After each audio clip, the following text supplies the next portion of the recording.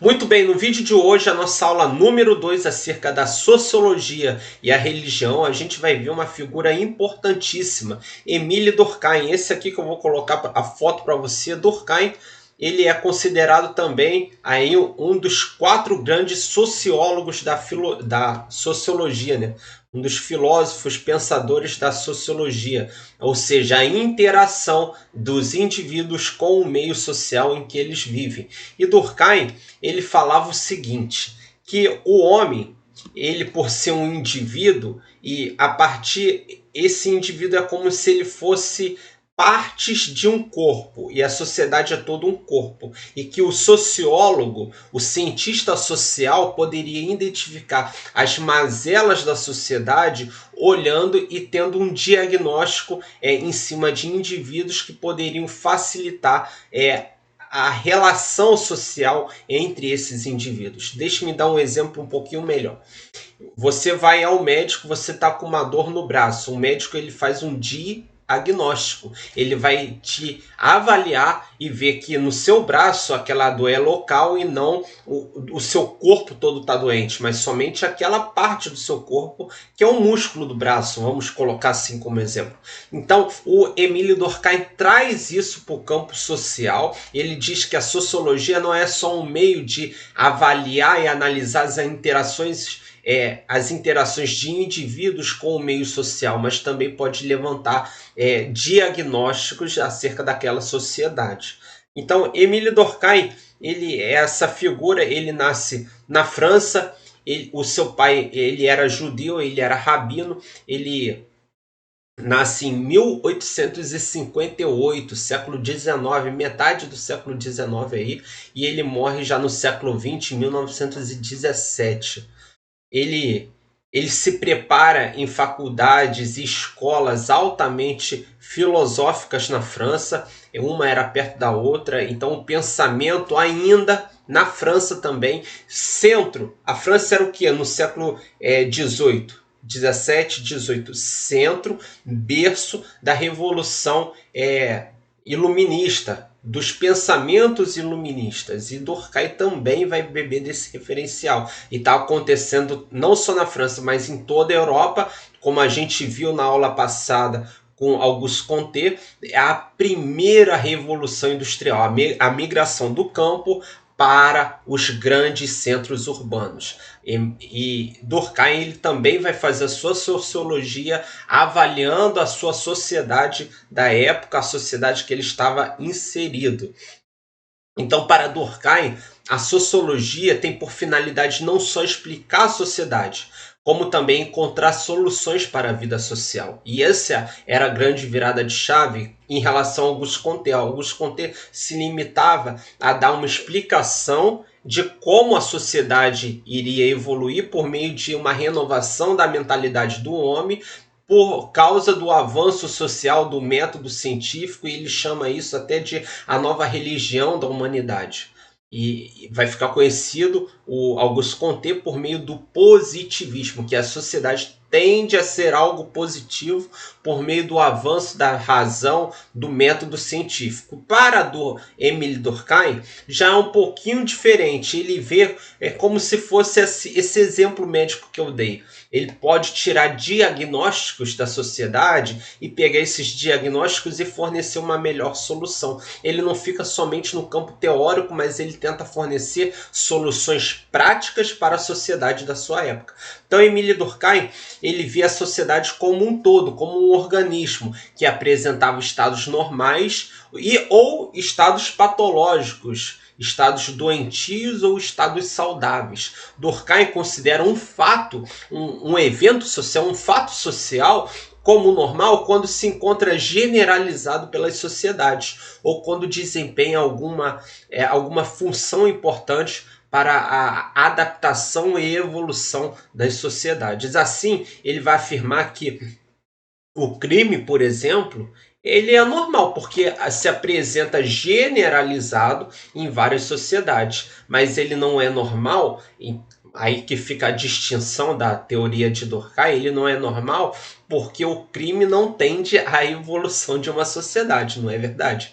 Então, Emile Durkheim, ele colocava como fato normal, saudável de uma sociedade, aquele fato que é geral e que não só por ser geral, mas que colabora para uma evolução social. Aí você pode analisar uma parte do trecho da teoria social de Durkheim. Bom, o crime é normal, porque em todas as sociedades, em todos os tempos, sempre houve crime.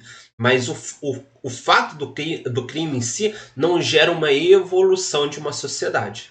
Perceberam? Então, Durkheim ele trazia esse diagnóstico acerca das sociedades. Ele, ele vai falar muito acerca do funcionalismo dessa sociedade e ele vai trazer concepções muito favoráveis a localizar sociedades doentes e o que pode ser feito para que essa sociedade venha tender para uma sociedade normal. Muito influenciado pelas ciências da natureza, a biologia, a medicina. Por isso que ele coloca a sociedade como esse organismo em que partes dela podem estar doentes e a gente tem que desenvolver soluções para a cura dessa sociedade.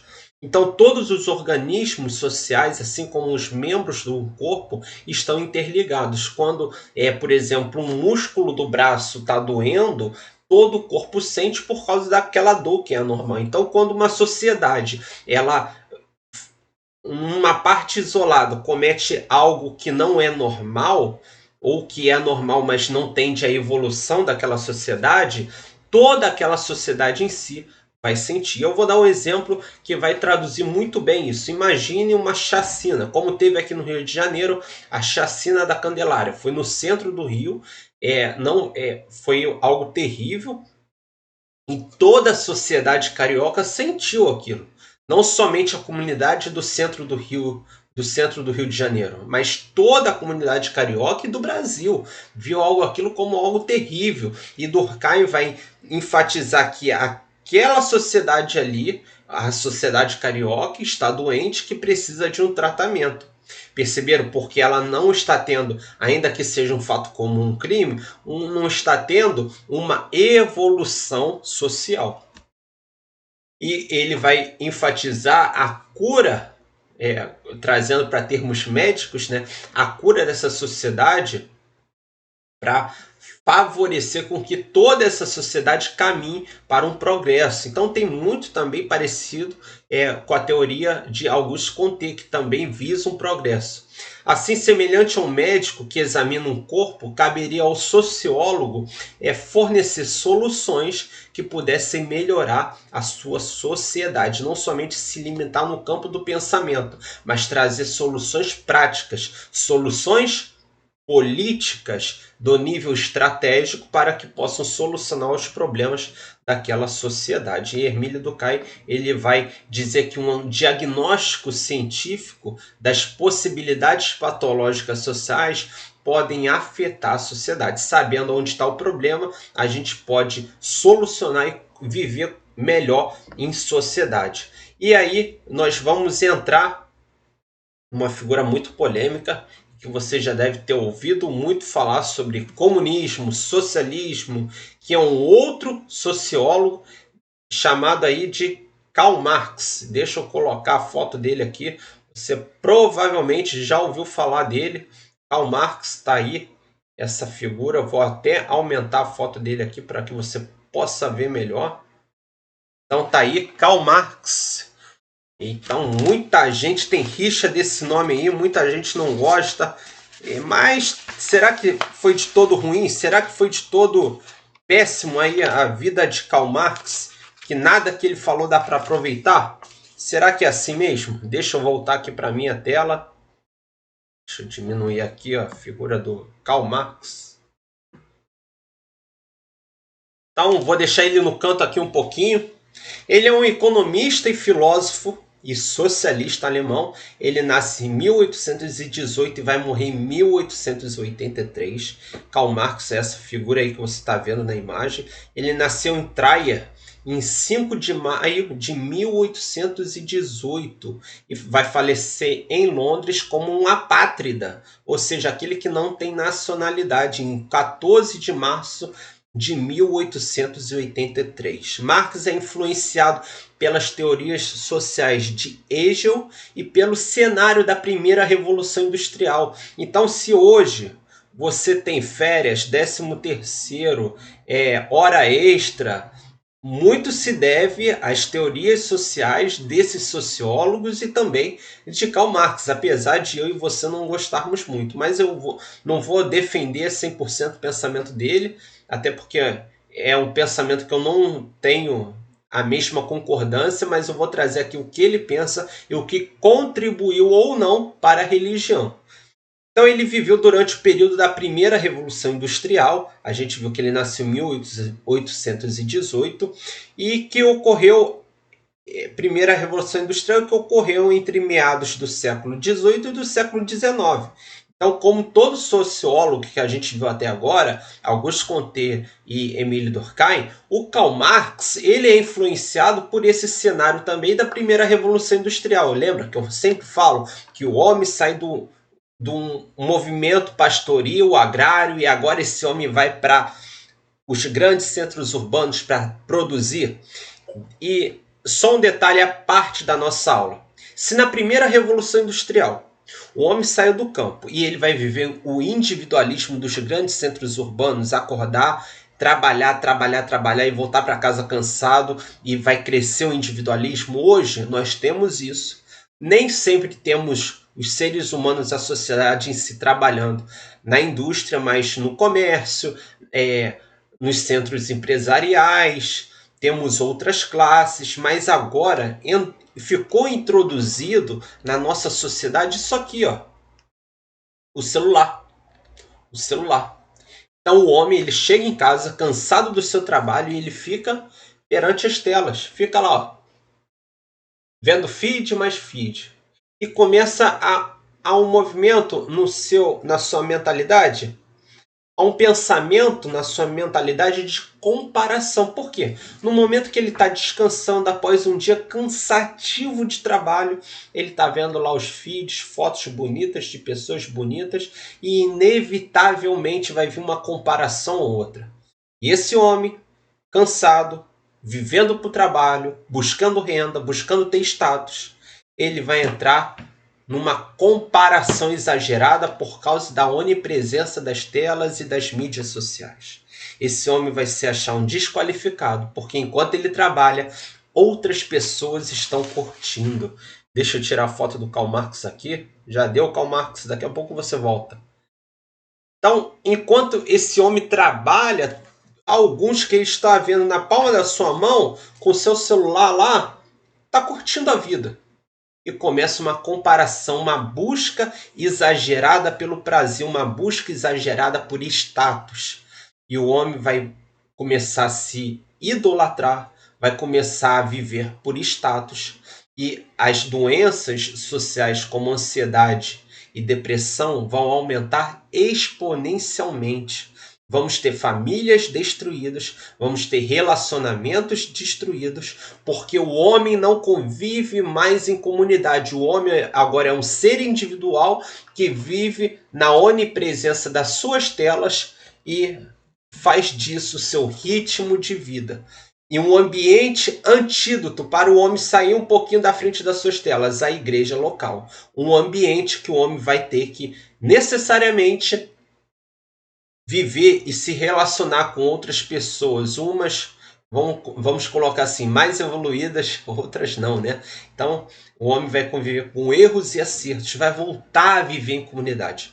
Mas isso é só um adendo da nossa aula, vamos voltar aqui para o Karl Marx. Ele vive nesse contexto da primeira Revolução Industrial, influenciado pelo pensamento iluminista, e ele vai viver essa transição, nesse período de transição da agricultura para os grandes centros urbanos. Marx, ele adota as teorias sociais de Hegel, que é um filósofo alemão, ele é contemporâneo de Marx, em seu sistema chamado, é um sistema filosófico complexo de Hegel chamado idealismo absoluto.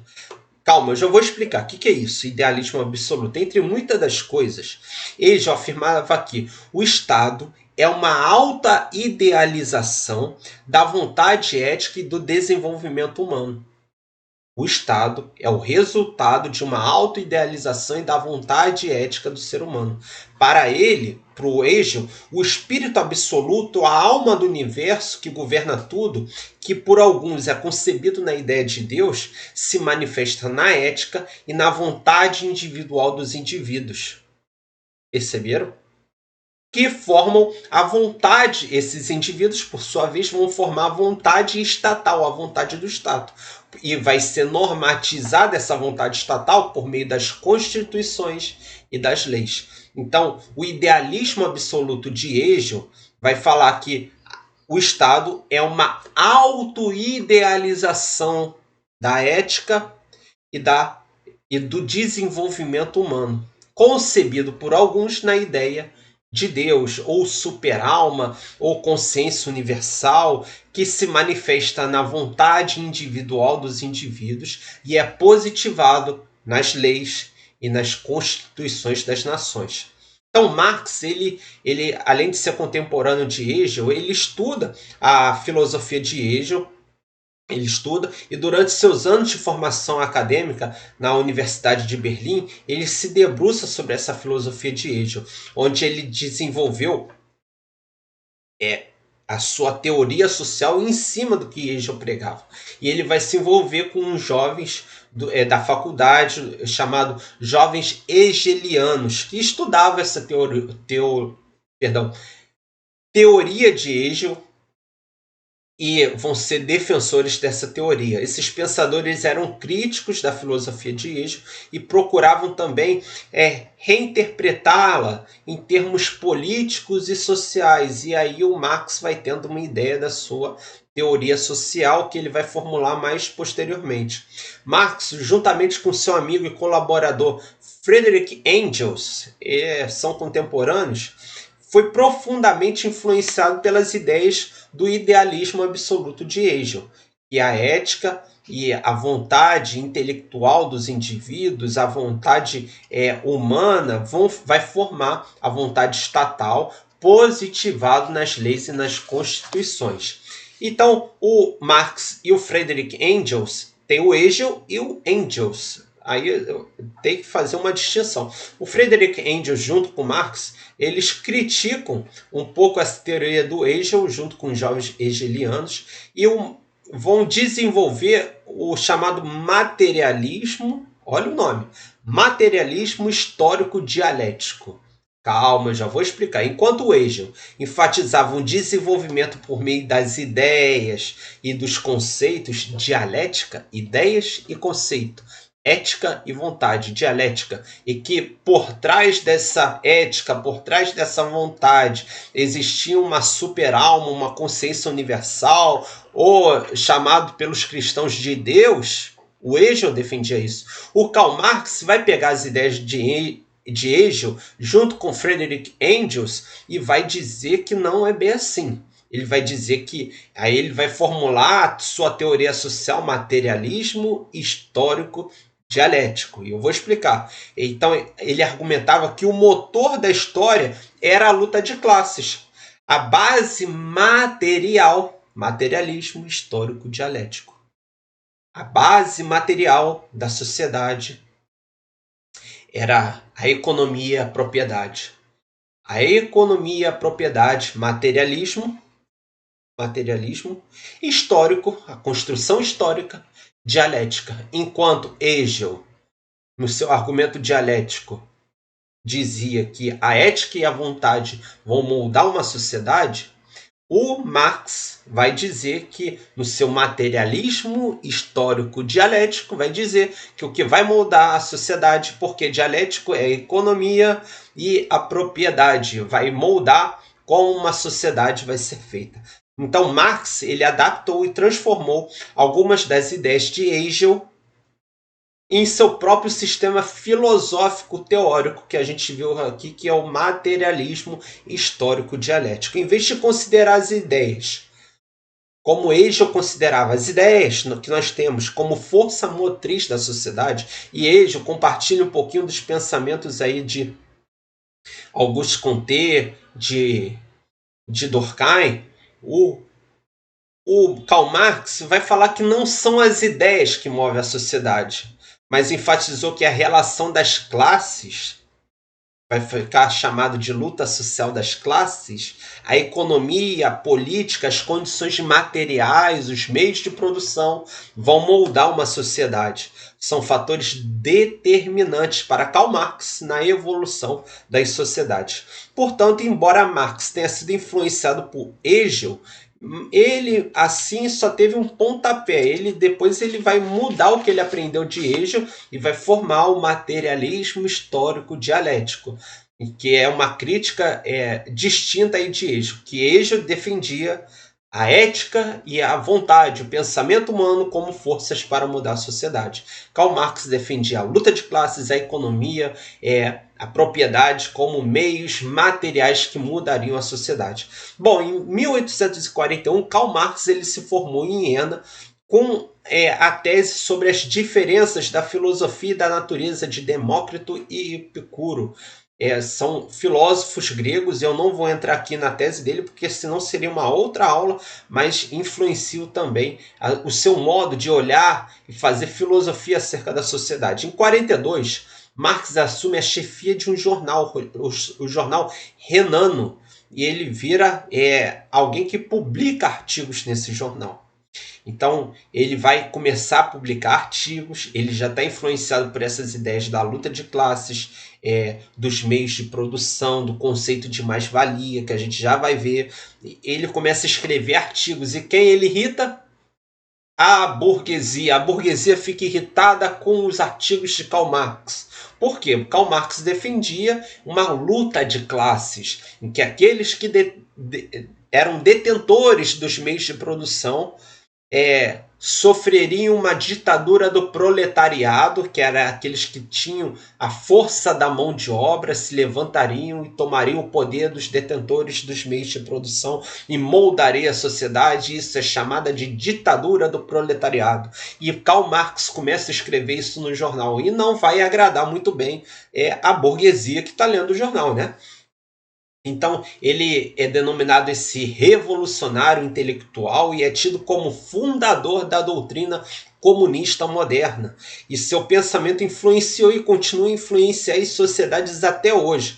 Com base na filosofia de Hegel, o Karl Marx, como falei, ele desenvolve um materialismo histórico dialético, o qual serve de base essencial para a filosofia marxista, porque tivemos outros pensadores ao longo da história que vão utilizar Karl Marx como base para suas filosofias. E a filosofia de Marx, para ninguém ficar falando materialismo histórico dialético, chamou de filosofia marxista. Nessa teoria, Karl Marx explica que a sociedade e as estruturas sociais se desenvolveram ao longo do tempo, por isso que ele é histórico. As sociedades e as estruturas sociais, os governos, se desenvolveram ao longo do tempo. As relações de produção e na economia são a força motriz dessa sociedade. A principal ideia do materialismo histórico dialético é o seguinte, que as condições materiais, como forma como a sociedade produz e distribui os bens, desempenham um papel fundamental nessa sociedade. Por exemplo, alguns vão ter mais bens, são os detentores dos meios de produção. Outros terão menos bens, são aqueles que utilizam a sua força para o trabalho e para enriquecer aqueles que são os detentores dos meios de produção. Os que são detentores dos meios de produção são chamados burgueses, a burguesia. E os que trabalham para os burgueses, que fornecem sua mão de obra, são chamados de proletariado. E que essa luta de classes moldaria a sociedade. Então, Marx fala que esse conflito entre proprietários dos meios de produção, burguesia, e os trabalhadores, proletariado era um motor importantíssimo de uma mudança social. Então, os conceitos do materialismo histórico dialético, o primeiro conceito que nós temos é o modo de produção. Que modo de produção é esse? Nós tínhamos o feudalismo, tivemos também escravatura, capitalismo, ditadura, comunismo. Isso aí é um modo de produção, um modo como a sociedade produz. Feudalismo, escravidão, capitalismo, ditadura, comunismo. A força de trabalho. Força de trabalho também é outro fator aí que o Karl Marx define, que são os recursos e tecnologias disponíveis para a produção, como as máquinas, as terras, a mão de obra. Tudo isso é a força produtiva, maquinário, terras e mão de obra. Relações de produção, aí são as relações sociais, dos direitos sociais entre trabalhadores e entre burgueses e proletariado. O burguês fala assim, o dono do meio de produção: olha, trabalhador, eu vou te dar um dia de descanso na semana. Olha, trabalhador, você vai receber isso, mas se você produzir tanto para mim. Então, são as relações de produção. E a contradição fundamental é um ponto-chave aí da sua teoria. Cada modo de produção contém, ele dizia, né, segundo Karl Marx, que cada modo de produção contém contradições internas e que essas contradições iriam ruir a tal ponto que as mudanças sociais causariam uma luta de classes dos proletariados, dos que possuem a mão de obra, se levantariam contra os detentores da mão de obra, a burguesia. Então isso aí ele chamava de contradição fundamental. Marx afirma também que as sociedades humanas elas vão progredir, evoluir, positivar através da luta de classes, um conflito entre a burguesia e aqueles que utilizam sua mão de obra, o proletariado. E um conceito importante que ele vai definir é a mais-valia. É um conceito que é usado na economia até hoje. Por exemplo, se eu acho justo eu ganhar R$10 para pegar uma caixa do ponto A e transportar para o ponto B. Aí o que o dono do meio de produção, o burguês, faz? Olha só, o proletariado, você vai pegar essa caixa, levar do ponto A para o ponto B e você vai ganhar R$3. Essa diferença de R$7 é a mais-valia. Era a complementação para dar R$10, que seria o pagamento justo e ideal para a minha mão de trabalho, para o esforço que eu estaria realizando. Mas o burguês vai ter um lucro em cima da minha mão de obra, em cima do meu trabalho. E isso é chamado de mais-valia, um conceito que Karl Marx define, que é usado até hoje na economia, quando se estuda as relações de economia.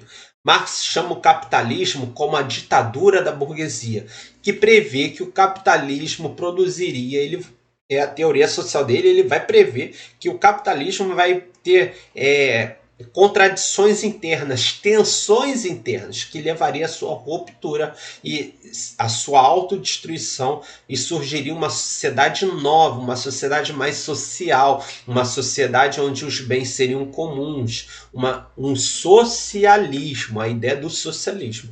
Marx defende que essa nova sociedade socialista seria governada pela classe trabalhadora, pela classe que era a força da mão de obra, que era o proletariado. Essa classe agora toma o poder e ela vai governar esse novo sistema, esse sistema socialismo. E ele dizia que isso aí é a ditadura do proletariado.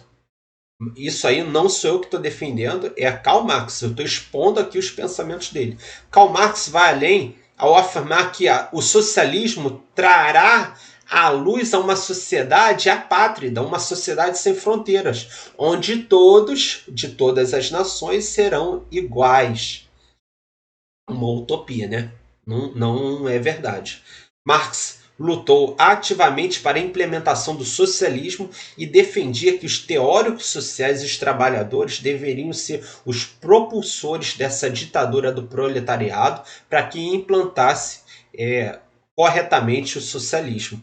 E O Hegel, que era uma figura importante contemporânea a Marx, inclusive diante da crise que o mundo está passando, ele adota um filho de Marx. Marx, ele desagradou os burgueses lá que liam o jornal renano.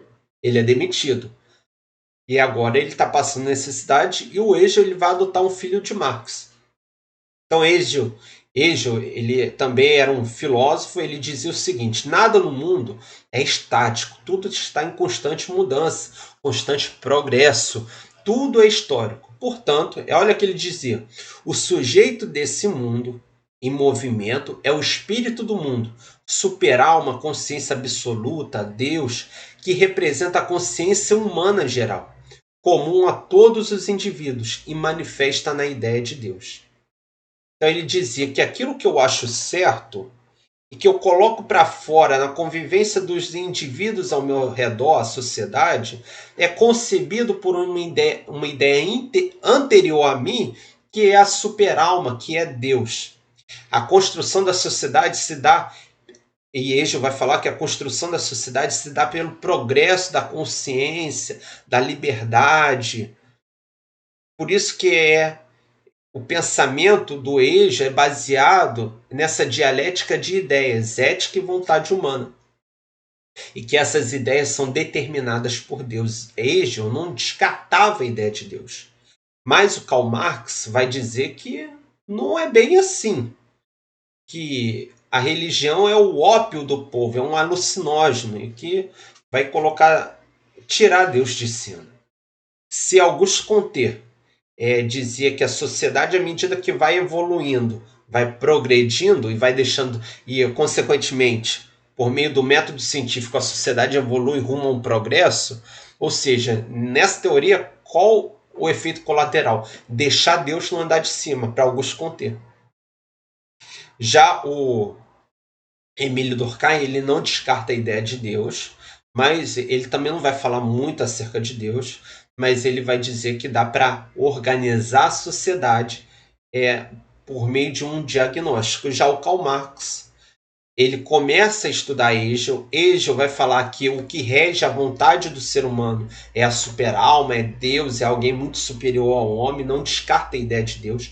Marx vai pegar essas ideias, vai transformar, que a gente viu que é o materialismo histórico dialético, que o que move as sociedades é a luta de classe, que a sociedade tende a evoluir, o capitalismo tende a ruir e nasceu o socialismo, que o socialismo vai dar a luz a uma sociedade apátrida e que a gente não precisa de Deus, que não é essa superalma, essa consciência universal que rege a vontade dos indivíduos, como dizia Hegel, mas que é a luta de classes que vai transformar essa sociedade. E quanto à religião, o Marx ele não tinha muito tratado acerca de religião, ele não tinha falado muito acerca de religião.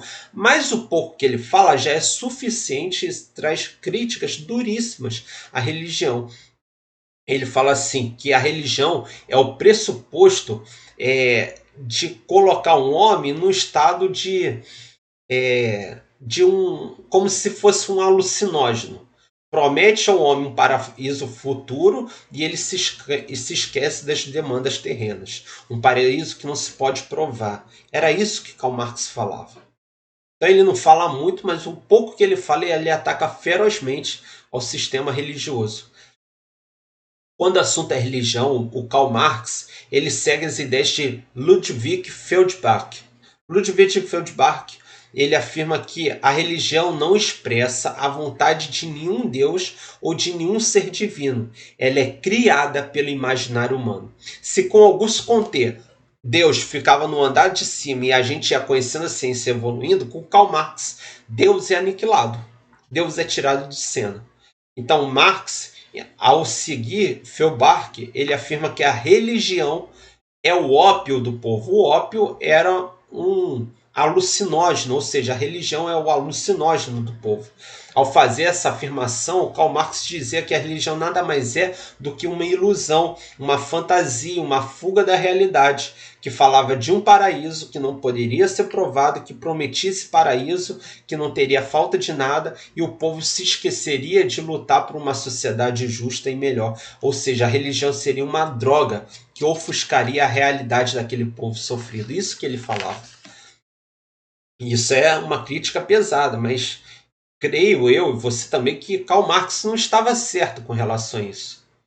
Porque tentar caminhar com Deus no andar de cima já é difícil, deixando Deus somente no andar de cima da ideia de Augusto Comte já é difícil. Agora imagina tirar Deus do jogo, tentar tirar Deus do jogo, né?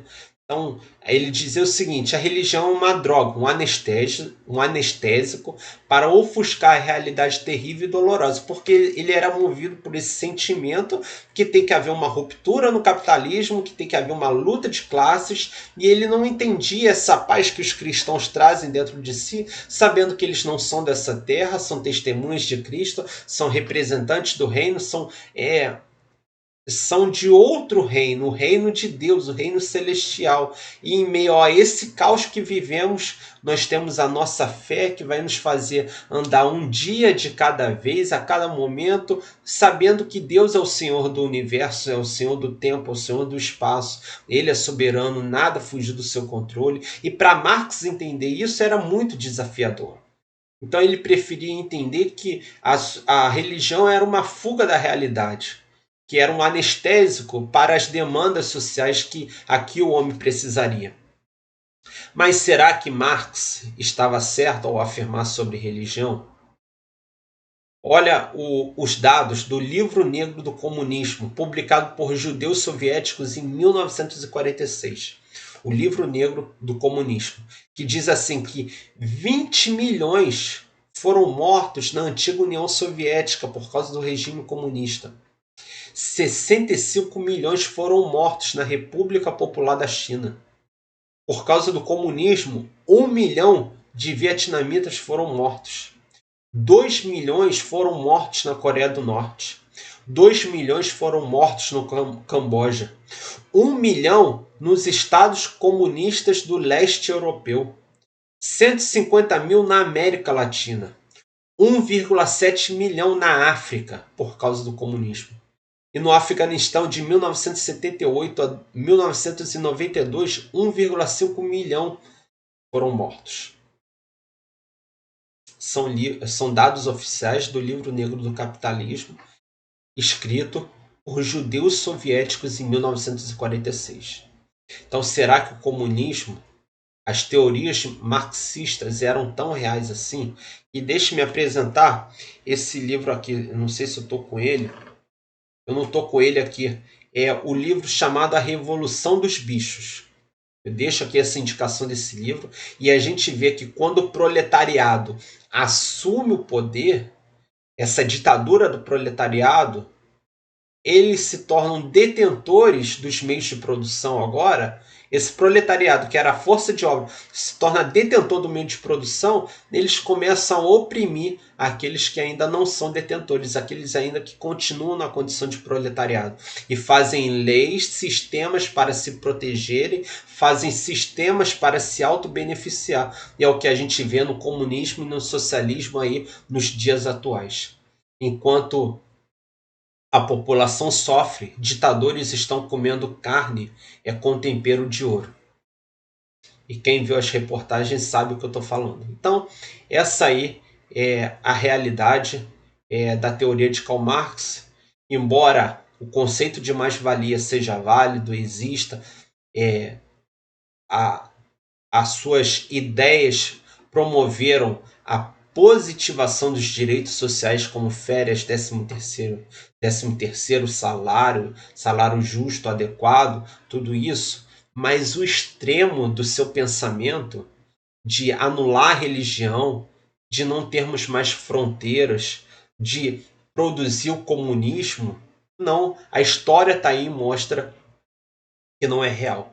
Embora qualquer tipo de morte seja ruim, o comunismo, eu não quero ser um insensível aqui a falar isso, mas analisando somente números, eu não quero ser insensível. Volto a dizer, eu não quero ser insensível. Uma morte só já é ruim. Mas muitas das pessoas falam assim, as cruzadas mataram muito mais.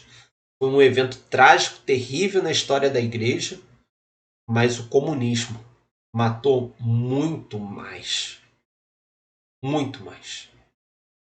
E a igreja já se retratou no Concílio do Vaticano II. Claro que não tem como voltar a trazer aquelas pessoas que foram mortas pelas cruzadas à vida, mas a igreja reconheceu o seu erro. Mas o comunismo ainda é uma ameaça à nossa sociedade, porque não só coloca Deus no andar de cima, mas aniquila a ideia de Deus e busca trazer o proletariado para essa ditadura, e quando eles sobem ao poder, eles vão oprimir os de baixo e criar leis mais pesadas para se proteger em torno de si mesmo, para que não haja ascensão de outras pessoas, para que não haja uma outra revolução e o estilo do poder, formando assim uma ditadura. E a gente vê o resultado disso nas mortes que o comunismo causou. Então essa aí é a nossa segunda aula, na aula de hoje, trazendo um breve resumo. Emílio Durkheim via a sociedade como um organismo e podendo fazer da sociologia um diagnóstico para consertar essa sociedade. E Karl Marx enfatizava a luta de classes, a inexistência de Deus e o conceito de mais-valia, e dizia que a sociedade evolui, não como Hegel dizia, que era contemporâneo a ele, através da ética e da vontade dos seres humanos, movidos pela ideia de Deus, mas evoluía por causa da luta de classes. Então esse foi um panorama da nossa segunda aula aqui acerca da sociologia da religião. Não perca o próximo vídeo, fique conosco, se inscreve no canal, deixa aqui seu comentário, se eu pulei alguma coisa, se eu deixei de falar algo, escreve aqui, eu quero saber de você. Beleza, pessoal? Até a próxima!